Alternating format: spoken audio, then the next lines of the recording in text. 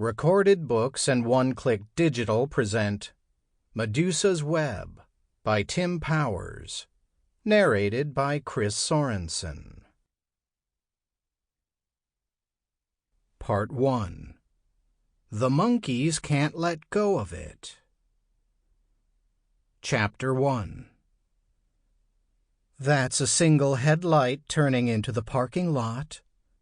The woman stood at one of the tall French windows, peering through the rain-streaked glass down the slope outside.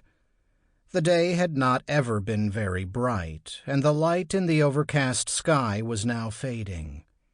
And I can hear the engine. It's a motorcycle, isn't it? Probably the same terrible old Honda he had when he moved out. Her cousin sighed and rolled his wheelchair across the worn carpet to pause beside her. "It's a motorcycle," he agreed. "Now it's behind the trees. And the engine has stopped. It's him." Her cousin nodded, still peering at the corner of the parking lot visible below. "And that car now is probably his sister." "Oh, Claimayne, I don't like them coming back here to caveat." She reached out and unlatched the window and pushed it open.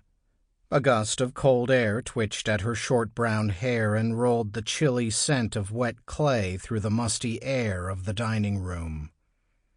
Madeline Madden hiked his wheelchair back. "Relax, Ariel. I heard he's a drunk these days. Probably all pouchy and fat." Ariel Madden turned and scowled at her cousin. "Shut up."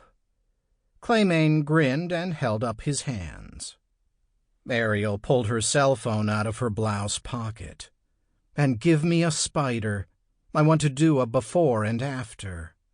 "What?" His eyes were fully open now.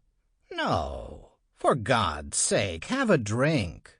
Chug a glass of bourbon if you have to. Close the damn window and sit down. You've been 4 years clean." Peering again down through the wet terraces of waving bamboo and pampas grass, Ariel snapped her fingers and stretched one hand toward him. Claimayne went on, "A before and after. You won't be able to do anything. You used up your volition years ago. You'll just sit here blinking at them like an idiot.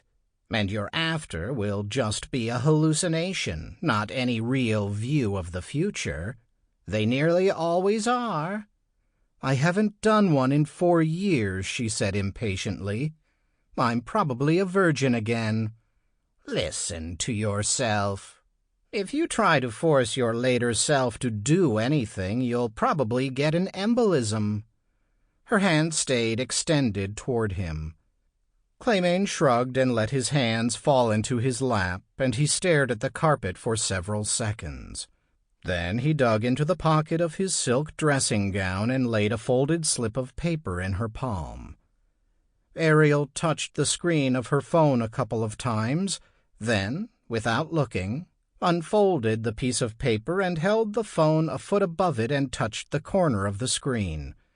The phone clicked faintly, and she gave the paper back to Claimayne. "I'm emailing it to myself," she said, tapping at the on-screen keyboard now. "It better not be just one of your poems." "You're a big girl," he said, pocketing the paper. "You want to take it up again, that's your choice." "Your disapproval is hypocritical." Claimayne sighed. I suppose. Do what thou wilt, child." Her voice was mocking. "Thank you, Tetrarch." She hurried out of the dining room, the knock of her boots echoing in the high arches of the ceiling as she stepped into the tiled hall. Claimayne rolled forward again and leaned out of the wheelchair to get hold of the wet window latch, but his fingers slid ineffectually off the cold metal, and he gave up and sat back, panting. When Ariel strode back into the dining room, she was folding up a sheet of paper obviously fresh from the printer in the library at the other end of the house. "I may not look at it at all," she said defensively as she tucked it into her blouse. Sample complete. Ready to continue?